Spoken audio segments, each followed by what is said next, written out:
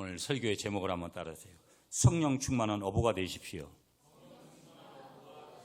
성령 충만한 어부가 되십시오. 지지난주 설교가 지난주죠.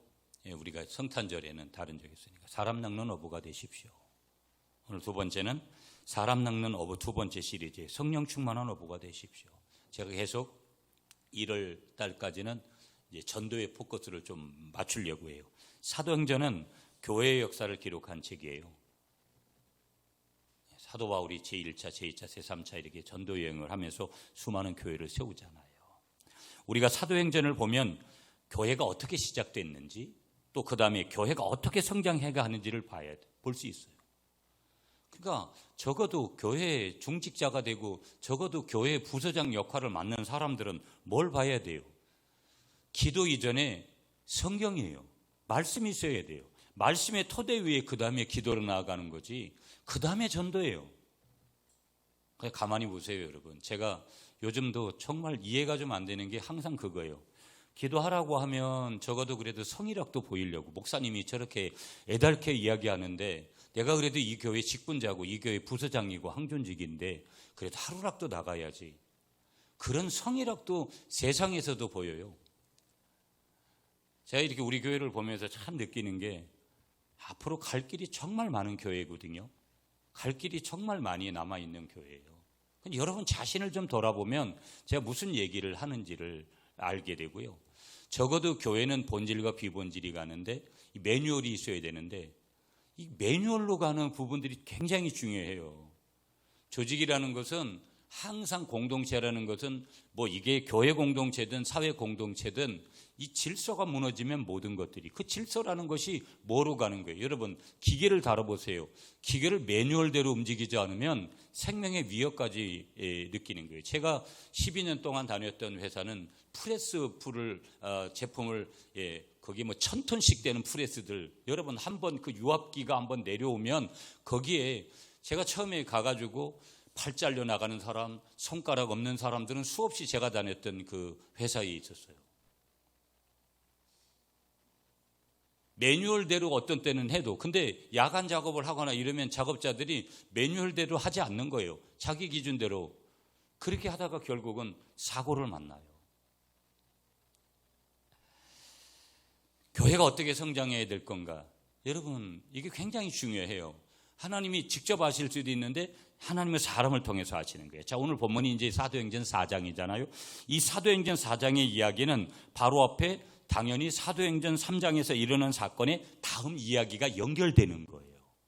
3장에서 4장으로 왔느냐가 중요한 게 아니라 3장에서 어떤 내용이 있었고 4장으로 넘어왔느냐가 중요한 거예요.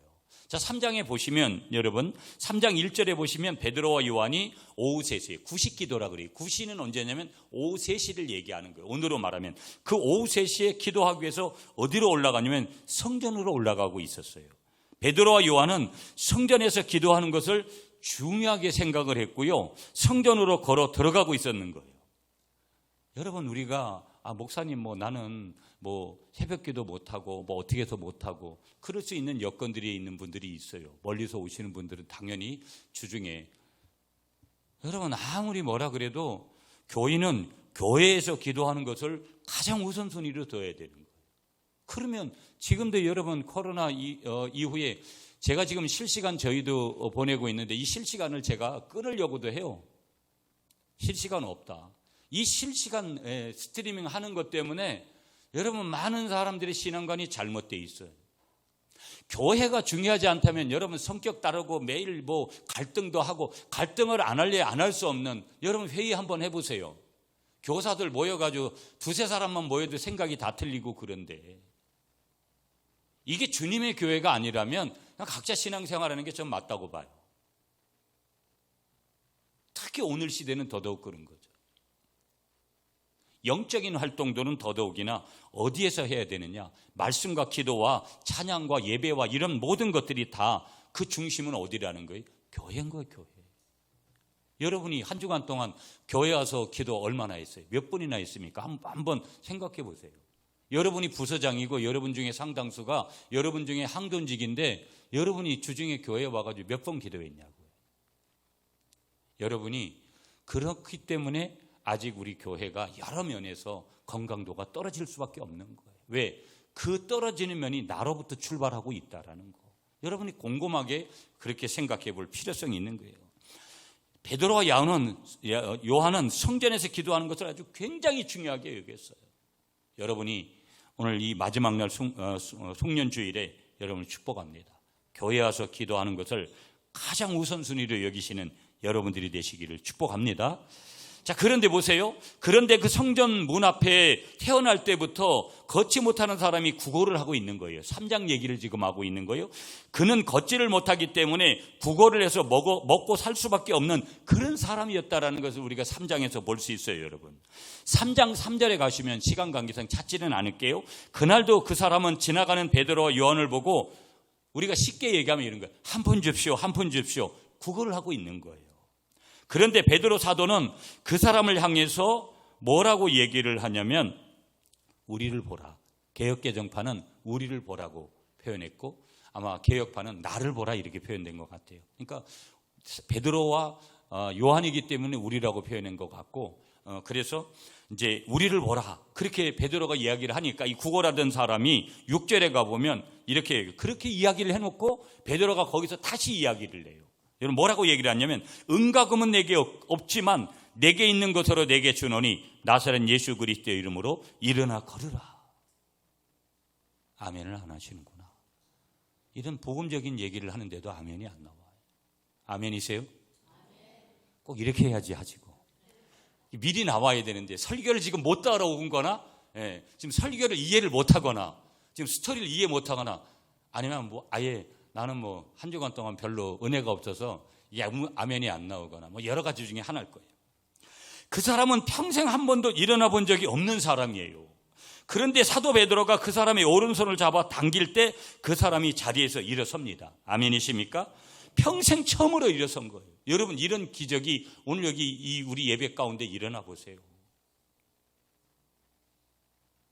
그리고 그 사람은 걷기 시작하는 거예요.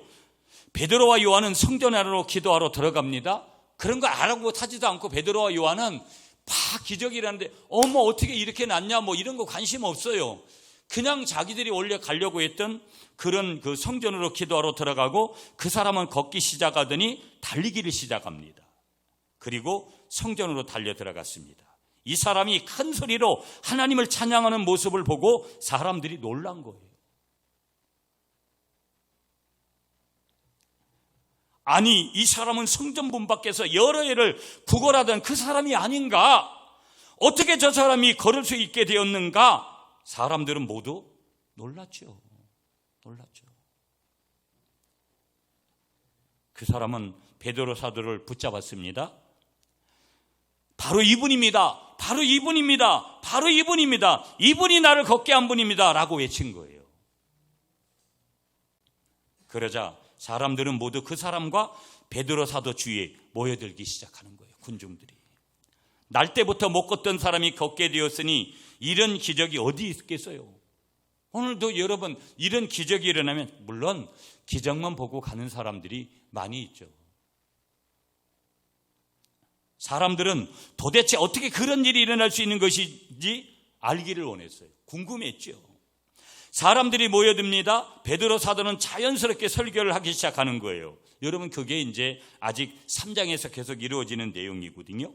그 설교는 즉석에서 이루어지는 설교였지만 아주 설득력이 있는 설교였어요. 왜냐하면 하나님의 크신 권능이 나타났거든요.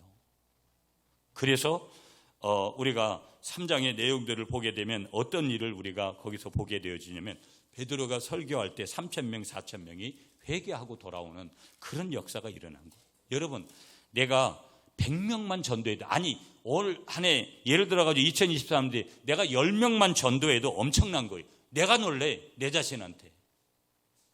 그런데 3,000명, 4,000명이 설교 한 편 듣고 그렇게 되는 거예요.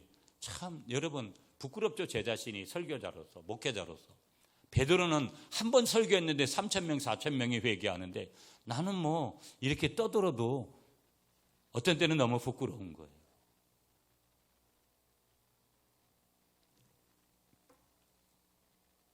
그런데 그 광경을 바라보는 성전에 높은 사람들이 있었는데 그 높은 사람들이 좋아하지를 않아요. 아니, 저들은 죽은 예수를 따르는 무리들이 아닌가?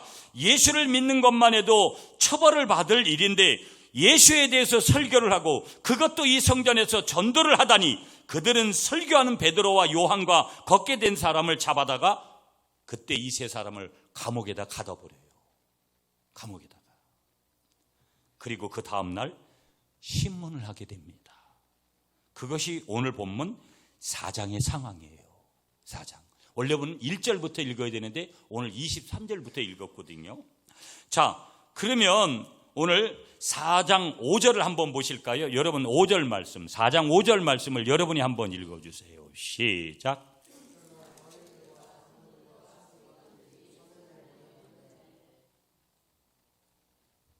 이튿날 관리들과 장로들과 서기관들이 예루살렘에 모였는데 6절도 여러분 읽어주세요. 시작.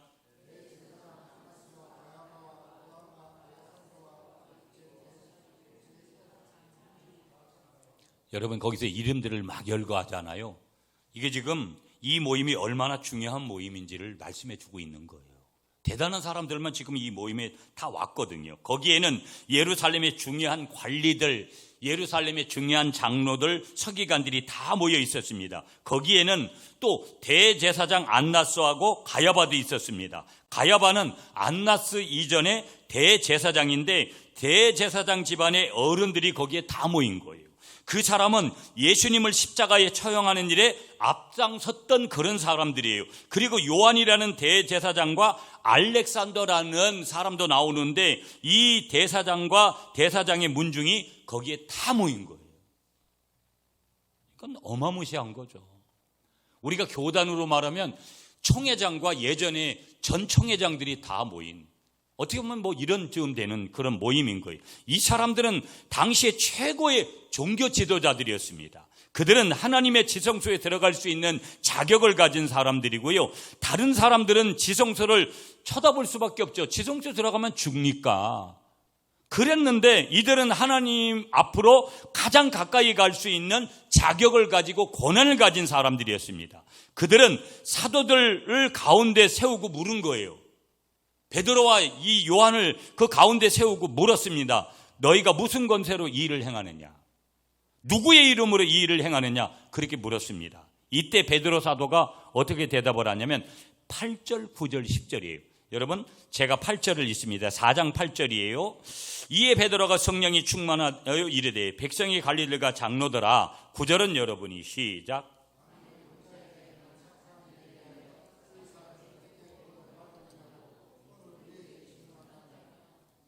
자, 10절도 우리가 함께 시작. 너희와 모든 이스라엘 백성들은 알라, 너희가 십자가에 못 박고 하나님이 죽은 자 가운데서 살리신 나사렛 예수 그리스도의 이름으로 이 사람이 건강하게 되어 너희 앞에 섰느니라. 베드로가 10절에서요, 베드로는 이렇게 담대하게 얘기를 하는 거예요. 많은 병사들과 최고 권세자들 앞에서 하나도 위축되지 않고 말합니다. 너희가 십자가에 못 박고 하나님이 죽은 자 가운데서 살리신 나사렛 예수 그리스도의 이름으로 이 사람이 걷게 되었다. 너희 앞에 그리고 섰다. 여러분 보세요. 거기에 있는 대제사장들은 나사렛 예수님의 앞에 있었던 그런 사람들이에요. 그들이 예수님을 처형한 지 얼마 되지 않았어요. 그들은 모두 예수님을 생생하게 기억하고 있었을 거예요. 베드로는 그들과 지키는 병사들 앞에서 뭐라고 얘기하느냐? 하나도 위축되지 않았어요. 너희가 십자가에 못 박아서 죽인 그분, 그리고 하나님이 살리신 그분의 이름으로 이 사람이 건강하게 여기 서 있다. 담대하게 얘기하는 거예요. 베드로가 말하는 것은, 우리가 증거하는 것은 무슨 신학적인 논쟁을 하는 것이 아니라는 거예요. 우리가 전하는 것은 역사적인 사실을 전하는 거라는 거예요.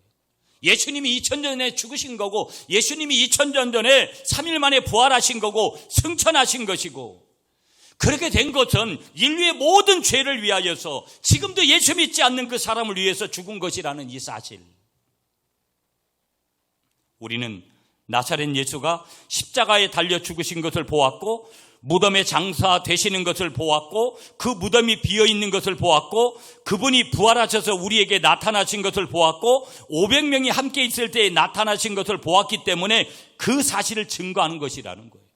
이것은 교리 문제도 아니고 이론 문제도 아니고 실제 일어난 사건에 대한 증거인 줄 여러분이 믿으시기를 간절히 축복합니다.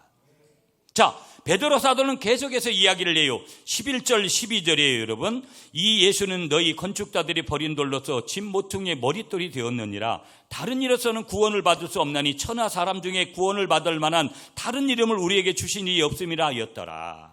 예. 유명한 구절이죠. 12절이 여러분 사도행전 4장 12절 암송 구절이잖아요. 구원은 율법을 지키고 희생제사를 드리고 무슨 행동을 해서 받는 것이 아니고 오직 메시아이신 구원자이신 예수님을 통해서만 구원을 받을 수 있다는 거예요. 믿습니까? 여러분이 이 예수 그리스도의 구원의 유일성을 믿으면 여러분 흔들릴 리가 없는 거고요. 예수 위에는 구원자가 없으니까. 그리고 이 절대 복음으로 무장되면 당연히 복음을 전하지 않을 수가 없다라는 거.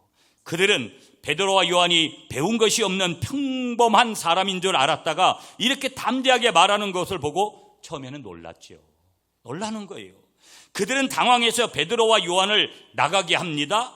이 사람들을 어떻게 처리할지를 그 다음에 의논을 하는 거예요. 그런데 베드로가 병을 고친 것을 부인할 수 없어요. 그게 사실이니까 지금 고쳐진 사람이 있으니까 증거로. 그 사실을 예루살렘에 사는 모든 사람들이 알고 있고 병 고친 일에 대해서는 비난할 수도 없기 때문에 사도들을 불러서 다시는 예수님의 이름으로 말하지도 말고 가르치지도 말라고 미협을 한 거예요. 다르게 말할 거리가 없었던 거예요. 예수 이름 전하지 말라라는 거예요. 왜?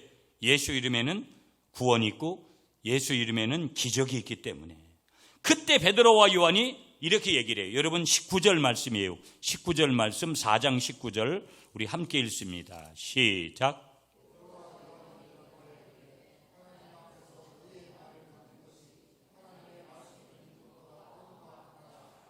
예. 베드로와 요한이 뭐라고 얘기하는 거예요? 하나님 앞에서 너희 말을 듣는 것이 하나님의 말씀을 듣는 것보다 옳은가 판단하라. 여러분 예수 믿는다고 하면서도 세상의 경험, 세상 사람들의 얘기, 내가 알고 있는 지인들의 어떤 그 조언, 그거를 더 훨씬 더 먼저 따라가는 사람이 있어요. 왜? 성경을 읽지를 않으니까. 성경이 하나님의 말씀이기 때문에 하나님의 말씀을 먼저 쫓아가야 되는데 성경을 대하지 않으면 그래서 기도하기 전에 성경인 거예요. 말씀이 있어야지 말씀. 모든 것의 판단의 기준, 선택의 기준이 말씀인데 내가 기도하는 선택을 해야 된다는 것도 말씀의 토대가 있어야지. 성경에 여러분 수없이 기도 외에는 이런 유가 나갈 수 없다고 기도하라고 하는데 베드로와 요한이 이렇게 선을 해버리는 거예요. 자, 그 다음에 20절이 중요한 말씀이에요. 여러분 20절 시작. 우리는 보고 들은 것을 말하지 아니할 수 없다. 우리는 보고 들은 것을 말하지 아니할 수 없다 하니 우리는 믿는 것을 말하지 아니할 수 없다. 그렇게 하지 않고 우리는 보고 들은 것을 말하지 아니할 수 없다. 한번 따라하세요. 우리는 보고 들은 것을 말하지 아니할 수 없다. 여러분 그럼 본 게 있어야 되잖아요. 본 게 있어야 되잖아요. 이거 심각한 질문이에요, 여러분. 우리는 새로운 종교를 말하는 것이 아니라는 거예요.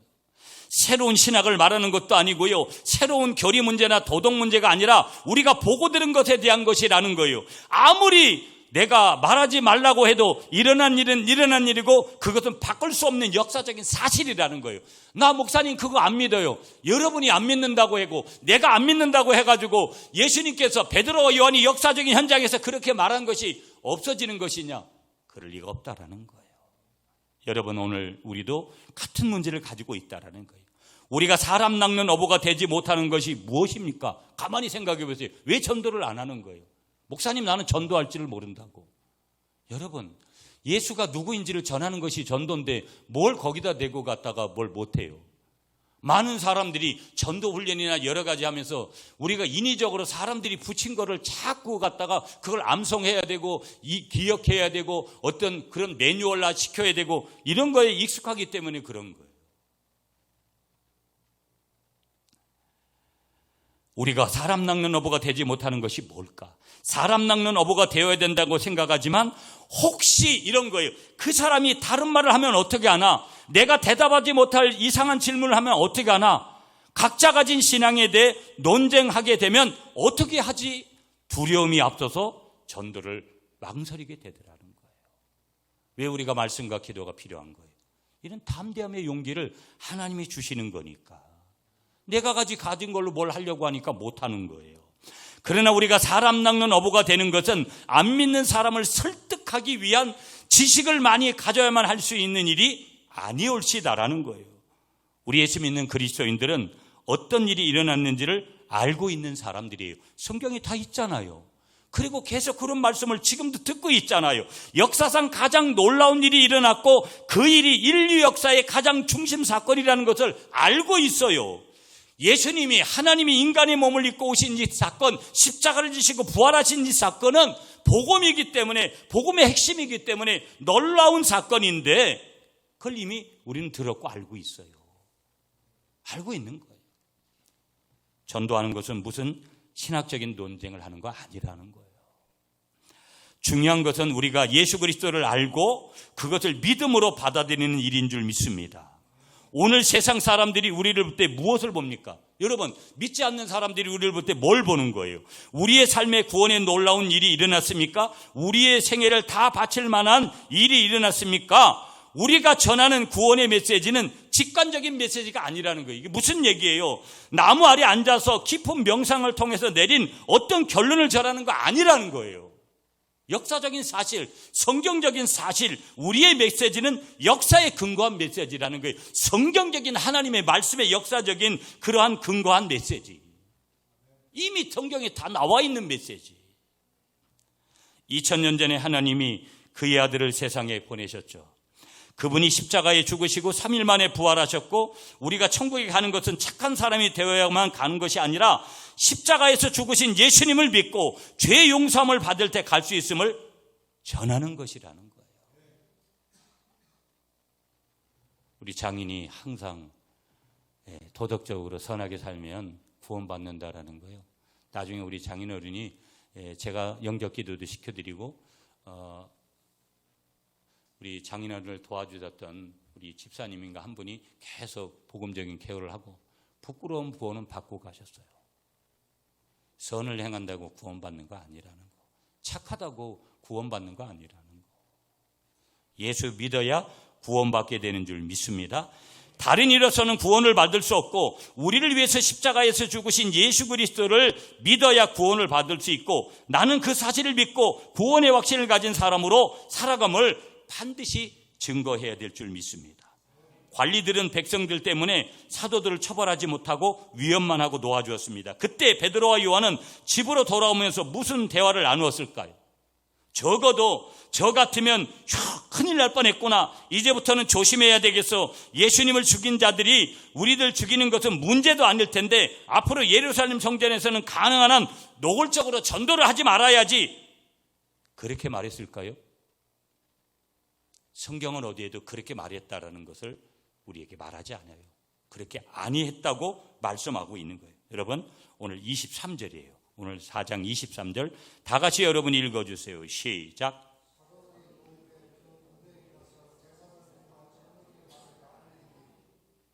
사도들이 노임에 그 동료들에 가서 제사장과 장로들이들 다 알리니 24절 다 같이 그들이 듣고 한 마음으로 하나님께 소리 높여 이르되 대주제여 천지와 바다와 그 가운데 만물을 지은 이시요.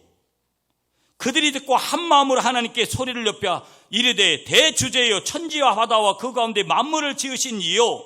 성도들은 사도의 말을 전해 들었습니다. 그리고 그 다음에 뭐 했느냐? 소리를 높여 기도했다. 참 이게 중요한 거예요.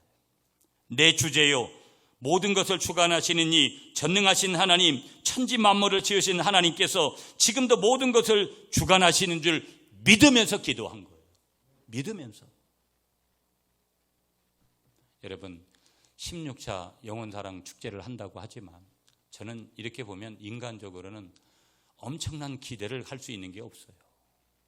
이유가 뭔지 아시죠? 말씀이 다 있고 함께 모여서 기도하는 것이 중요했다고 했어요. 오늘도 함께 모여서 기도하는 거예요. 여기 새벽마다 매일 함께 모여서 기도하는 몇 분이 계세요. 이 수도 중요해요. 그러나 여러분을 왜 불렀습니까? 여러분을 왜 이 몸된 교회에 직분자로 부르고 부서장으로 불렀어요? 잠자는 여러분들이 돼서는 이런 일을 경험할 수가 없어요. 설령 여러분이 몇 사람을 데리고 왔다 그래도 그 사람이 여기에서 정착을 잘하고 있을지 장담 못해요. 뭐가 우선이라는 거예요? 말씀이 우선이고 뭐가 우선이라는 거예요? 함께 소리를 높이는 기도가 있어야 되는 거예요. 여러분, 교회마다 기도가 다 끊겼어요. 다음 세대를 섬긴다라는 선생님들이 모여서 소리내서 기도를 잘 하지 않아요. 교회의 부서장을 맡았다는 사람들이 자기 부서 사람들을 위해서도 기도하지 않아요. 무슨 얘기예요? 자기를 위해서 기도도 안 하는데 무슨 부서 사람들을 위해서 기도해 줄 거예요. 심각하게 고민해 보세요. 자신의 마음들을 좀 찢어야 되고요. 이런 성령이 충만한 마음들이 우리에게 부어질 때 그 교회는 될 수밖에 없어요. 될 수밖에 없다고요. 우선순위가. 자, 25절 볼까요, 여러분? 자, 시간이 좀 됐는데 그래도 조금만 더 나갈게요. 25절 여러분이 읽어주세요.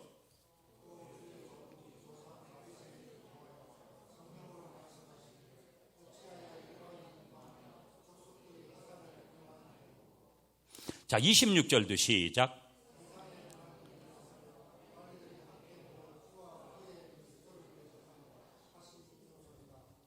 (25절) (26절은요) 메시아가 오셨을 때 시편 2편, 구약의 시편 2편 1절 2절을 인용한 말씀이거든요. 메시아가 오셨을 때 세상의 권세자들로부터 핍박을 받을 것을 말씀했는데 성도들은 바로 이런 일이 일어나고 있음을 우리가 깨달아야 된다. 여러분, 예수 믿으면 핍박받아요. 복음 전하면 핍박받아요. 여러분, 복음 전도자들 다 보세요. 엄청나게 욕설을 받는 건 주먹질을 당하고. 우리는 그럴 거요. 목사님, 나는 욕이라도 한마디 들으면 난 절대 전도 못해요. 교만해서 그래요. 겸손하면 절대 그런 소리가 나올 수가 없어요. 나 같은 것을 위해서 예수님이 이 땅에서 피 흘려 죽었다라는 것을 사실로 믿으면 그거는 10원짜리 동전만도 못한 자존심, 그거 쉽게 버릴 수 있는 거예요. 믿습니까, 여러분? 자, 27절 여러분이 한 번 더 시작.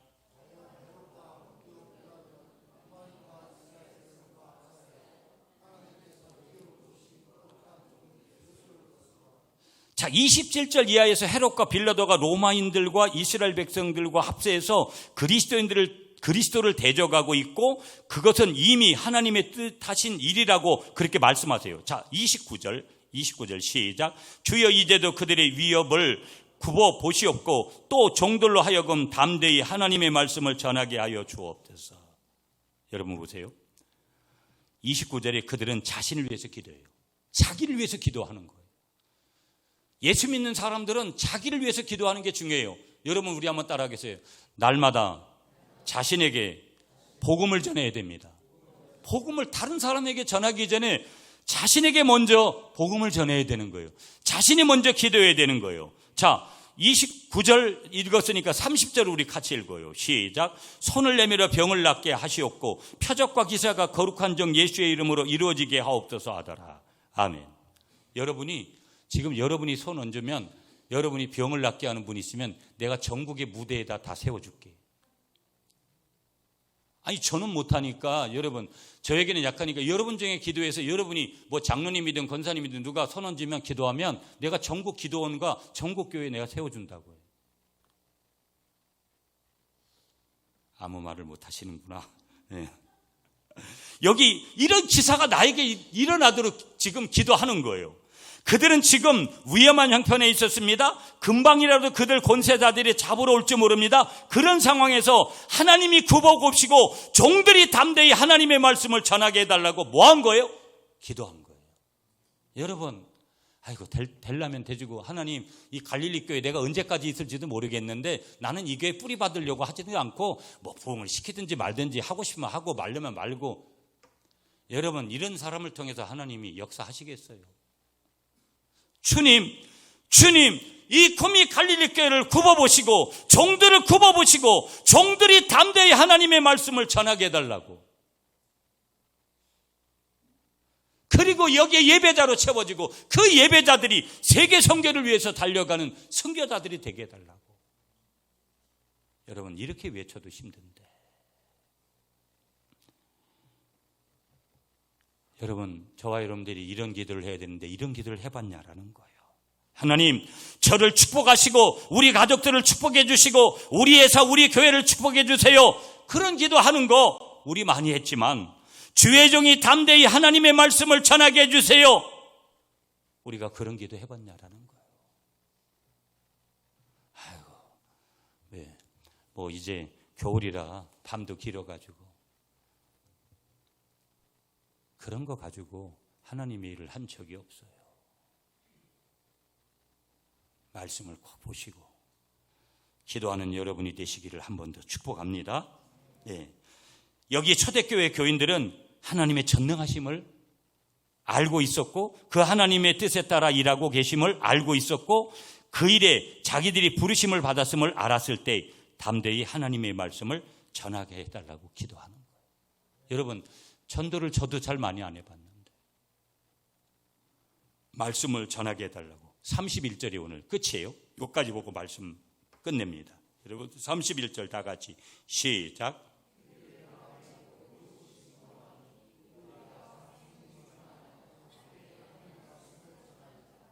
아멘. 이게 결론이에요. 빌기를 다음에 모인 곳이 진동하더니 무리가 다 성령을 충만함을 받아 하나님의 말씀을 전하더라. 순서가 있는 거예요. 성령 충만하지 않은 사람에게 여러분 몇 마디 하다가 내 알고 있는 사람한테 몇 마디 하겠죠. 아유, 교회에서 영혼사랑 축제 한다고 하니까 가서 몇 마디 거들겠죠. 중요한 것은 순서가 잘못된 거예요. 함께 모여서 합심해서 기도하는 거. 그리고 누가 성령 충만해야 돼요? 내가 성령 충만해야 되는 거. 내가 성령 충만하지 않은데 설령은 그냥 내가 어떻게 해서 네 때문에 한번 초청주일에 한번 가줄게. 이런 일은 일어날 수 있겠죠. 그렇게 일하라고 하지 않았어요. 내 안에 복음이 있는 사람은 내가 그렇게 열정적으로 주님, 주의 종이 담대히 하나님의 말씀을 전하게 하여 주옵소서 그렇게 고백하는 사람은 그렇게 할 리가 없어요. 여러분을 축복합니다. 성령 충만한 어부가 되셔서 주의 종이 담대히 하나님의 말씀을 전하게 하여 주옵소서. 그렇게 기도하시면서 영혼사랑 축제를 준비하시는 여러분이 되시기를 축복합니다. 한번 따라하세요. 주여, 주의 종이 담대히 하나님의 말씀을 전하게 하여 주옵소서.